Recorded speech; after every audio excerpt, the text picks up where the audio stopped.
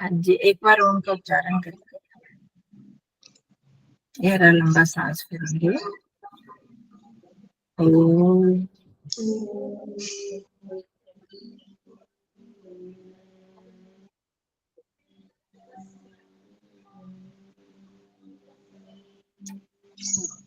आप सभी को सप्रेम और सादर नमस्ते जी, सभी को नमस्ते। हाँ जी, ये पहले तो बताओ कल का क्या आप कुछ कर हुआ शब्द अर्थ उस तरह से कुछ ज्यादा तो नहीं हमारा रहा, तो वही क्रम, पर शरीर के लेकिन साथ। वो हाँ जी। बात स्पष्ट होती है, बात और ज्यादा गहराई से स्पष्ट होती है जो प्रैक्टिकल कर लेते हैं। हाँ, उन्हीं शब्दों के साथ जब कर लेते हैं चीज। करते तो वही हैं, लेकिन वो शब्द अर्थ और ज्ञान तीनों तीन को साथ में जोड़ते हैं ना, तो वो और ज्यादा पकड़ में आती है बातें।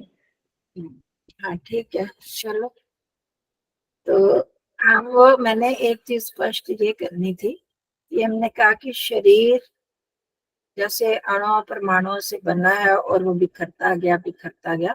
वैसे तो हमारे जो, जैसे हमने पहले करी थी चर्चा, कि कोशिकाएं जो है वो भी क्षीण होती हैं, क्षय होता है, उपचय होता है, ये कैटाबॉलिज्म मेटाबॉलिज्म जो भी वो तो चलता है, परंतु जो उसमें क्षीणता आती है, परमाणु अणु परमाणु अलग अलग होते हैं, वो तो तब होता है जब शरीर मृत हो जाता है।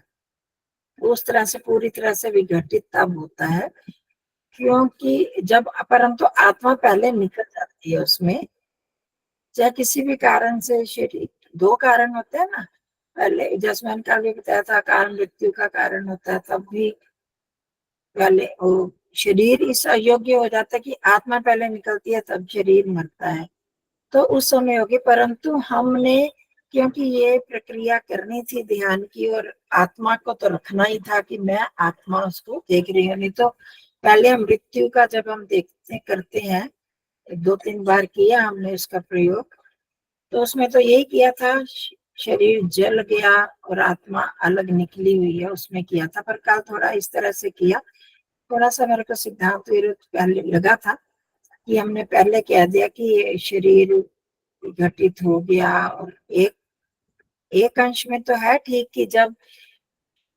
काल मृत्यु होती है, मतलब सामान्य रूप से मृत्यु होती है, तब तो शरीर ऐसे कमजोर होता जाता है, तब आत्मा बाहर निकलती है बाद में। शरीर उस तरह से उस योग्य नहीं रहता, शरीर में रहने योग्य आत्मा नहीं रहता, तो इसलिए आत्मा निकलती है। परंतु वैसे सामान्य रूप से जब आत्मा बाहर निकलेगी तब शरीर पूरी तरह से विघटित तब होता है। ये भी जरा ध्यान में रखना कि कुछ गलत मैसेज ना जाए। चलो ठीक है। हाँ जी, ये जागृति जी का एक प्रश्न ध्यान जी, समझ। माता जी, जब हम ध्यान करते हैं और विचार कहाँ से उठ रहे हैं, विचार कौन उठा रहा है, वो पकड़ में आती है बात कि उठाने वाला तो आत्मा ही है। लेकिन कहाँ से उठ रहे हैं, क्यों उठ रहे हैं, चाहे वो नेगेटिव हो, चाहे वो ध्यान से संबंधित हो, उसका चिंतन रहा हो, या कभी वहां से ध्यान हट भी जाए और बाह्य विषय के ऊपर भी चला जाए, तब तो वो मन जहाँ जाता है, फिर मन जाके ही अपने आप विचार उठा लेता है, ये बात है? या फिर मन पहले वहां पे जाता है और विचार करने वाला आत्मा बुद्धि को प्रेरित करती है, फिर बुद्धि विचार करती है? क्योंकि आत्मा से नजदीक जितनी भी सत्ताएं हैं, आत्मा से सबसे पहले नजदीक बुद्धि है, सकती है। उसके बाद में मन है। हम्म। हाँ, तो तो ये- हाँ जी, जी आगे जी करिए। जी, बस यही प्रश्न है कि वो बुद्धि विचार उठा रही है, मन वहां पे जाके, या मन वहां पे जाके स्वयं ही विचार करता है आत्मा के माध्यम से।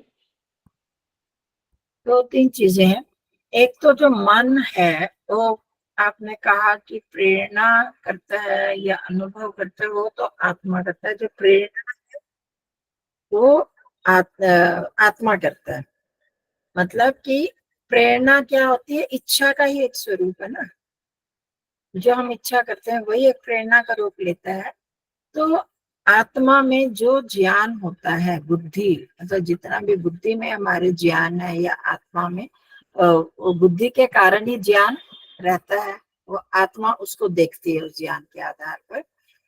तो वो हम स्मृति उठा लेते, कोई भी एक याद कर ली मन की सहायता से करते, तो मन की सहायता से है, मन और बुद्धि की सहायता से ही आत्मा करती है, अपने आप नहीं कर सकती। जैसे कल भी हमने देखा था कि तीनों चीजें जब तक नहीं होती, तीनों पक्ष नहीं होते, तब तक कोई काम नहीं हो सकता। आत्मा एक प्रेरणा का बस काम देती है, इच्छा करी कि मैं उसको याद किया, किसी को याद करने की इच्छा जैसे ही आई, तो मन क्या होता है कि कंप्यूटर में या कहीं पर भी हम एक अपनी फाइल खोल लेते हैं, तो वो फिर फाइल मन खोल लेता है, मन में सारा इकट्ठा तो है।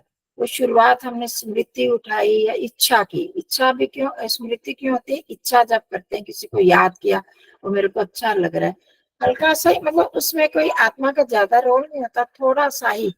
चाबी हम कितनी करते हैं, जरा से तो ऐसे घुमाई, या रिमोट क्या करते हैं, रिमोट वाली बात है, वो मन को लगाया और वो उसमें स्मृति उठ जाती है। अब वो फिर मन जो है वो पूरा उस तरह से वहां बिखरता चला जाता है। जो मैंने इच्छा की, मन को वहां जोड़ा, या बाहर से देखो, एक तो हमने ये प्रक्रिया समझनी है, दो तरह की प्रक्रिया है, आंतरिक प्रक्रिया और बाह्य प्रक्रिया। आंतरिक प्रक्रिया में तो आत्मा जो है सबसे पहले इच्छा करेगा या प्रेरणा देगा, फिर जो बुद्धि में जो जो ज्ञान होता है, बुद्धि उसके आधार पर निर्णय ले लेते कि हाँ मेरे को इसको याद करना है, इसके संबंधी बातें करनी है, तो मन फिर वो पूरा संकल्प विकल्प बुद्धि और मन दोनों ही मिलके करते रहते हैं। और जब फिर उसके बाद इंद्रियों में प्रेरणा होती है और इंद्रियां फिर वैसा काम करती हैं। और दूसरी तरह से जब हम देखते हैं, तो इंद्रियां बाहर के विषय जब संपर्क में आते हैं, इंद्रियां का उन अर्थ के साथ संपर्क जुड़ता है, तो वो फिर पहले बाहर विषय आया, इंद्रियां, फिर उसके अंदर मन, फिर मन जब वहां पर जुड़ा होता है, तब इंद्रियां देखते हुए उसको देख पाती हैं। अगर मन नहीं जुड़ा हुआ तो देखते हुए भी हम नहीं देख पाते, सुनते हुए भी नहीं सुन पाते। ये तो सबका अनुभव है कि अब मेरी बात आप सुन रहे हैं, सुनते हुए भी अगर मन कहीं और चला जाता है तो नहीं सुन पाते। मतलब शब्द की हाँ कुछ आवाज आ रही है, पर क्या आ रही है वो हम नहीं समझ पाते, उसमें मन जुड़ता है। और फिर जो मन ने ठीक तरह से अगर लगा है मन, तो वो ज्ञान फिर बुद्धि में चला जाता है कि हाँ मतलब ये मेरे को ग्रहण करना है, नहीं करना, ये ठीक है मेरे लिए या नहीं ठीक है। और फिर वो जो ज्ञान का एक निर्णय कर लेती है बुद्धि, ये मेरे को करना होगा, हाँ आगे से मैं ऐसे करूंगी, नहीं करूंगी, ये मेरे लिए तो संभव है, हम तो ये सब कुछ नहीं कर सकते, ये तो क्या सी बात है। मतलब जो जो भी जैसे कोई सोचता है, फिर वो आत्मा उसको ग्रहण कर लेता है। मतलब बुद्धि ने जो ज्ञान का कर लिया, वो फिर आत्मा में वो आकर हो गया कि हाँ आत्मा का अपना बन गया कि हाँ ये ही। तभी हम कहते हैं कि आत्मा वही इच्छा करता है जो बुद्धि उसको ज्ञान दिखाती है। तो हमारे जो संस्कार हैं वो ज्ञान पर आधारित रहते हैं। तो यहाँ से ऐसे उल्टा क्रम चलता है।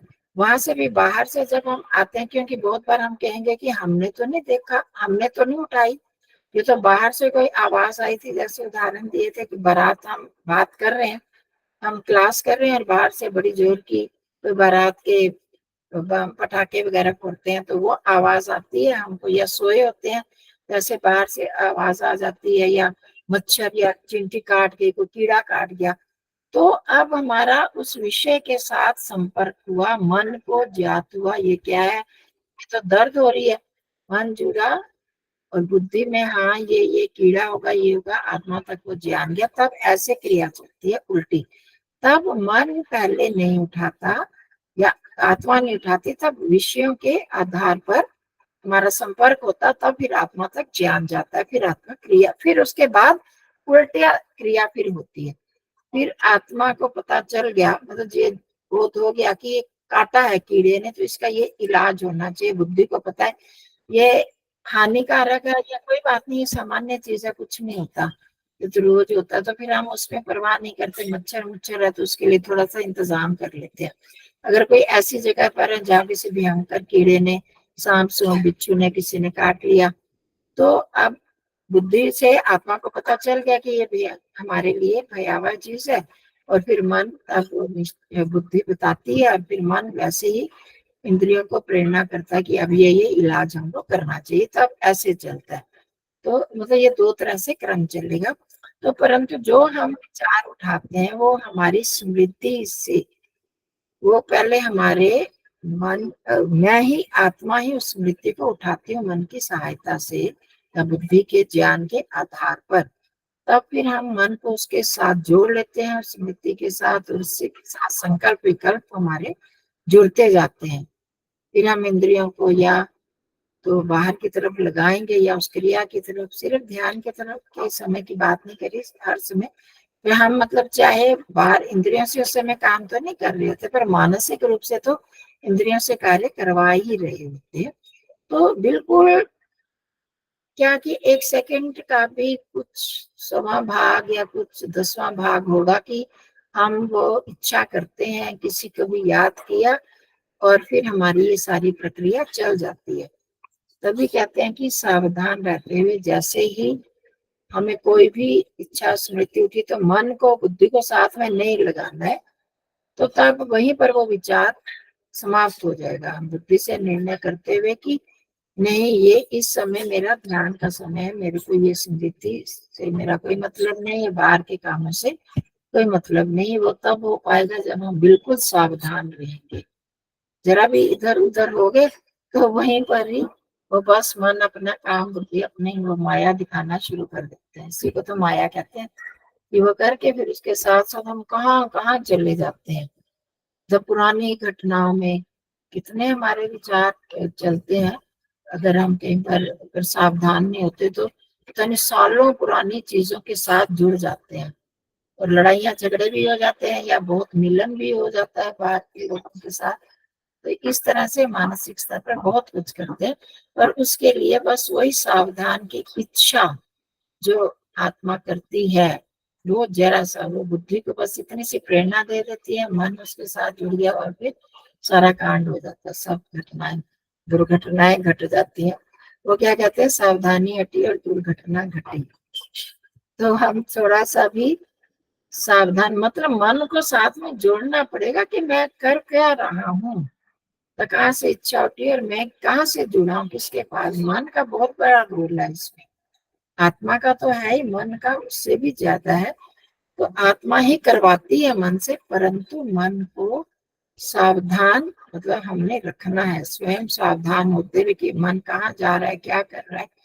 तो फिर हम एकदम रुक सकते हैं, नहीं तो फिर बहुत असावधानी हो जाती है, और फिर हम पूरा 1 घंटा पौना घंटा जो उन्हीं विचारों में खड़े रहते हैं, हमको पता ही नहीं चलता हम क्या कर रहे हैं, क्या करने बैठे।